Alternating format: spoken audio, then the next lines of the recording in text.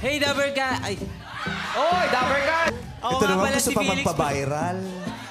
Bukayo namang sinadya. Okay, go.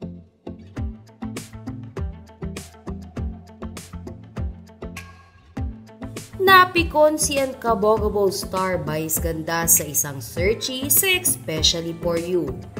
Ngayong araw nga May 22, 2024 ay merong isang searchy na nagkamali umano sa pagbati sa mga audience.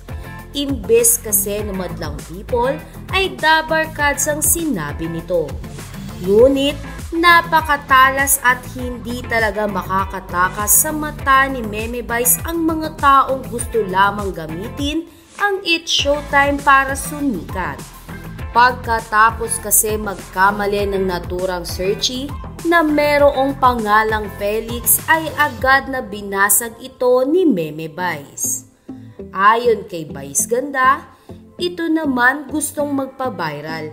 Bukayo naming sinadya. After naman ng sinabi na ito ni Vice Ganda, ay nagbago na ang mood ng komedyante hanggang sa matapos ang segment nila na Especially For You.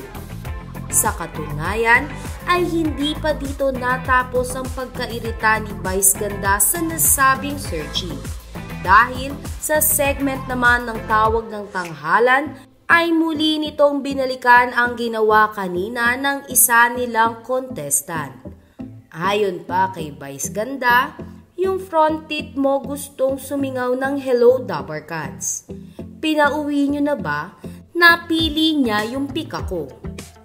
Samantala, payo ng madlang people sa mga cloud chaser na wag nang balakin na gamitin ang It's Showtime.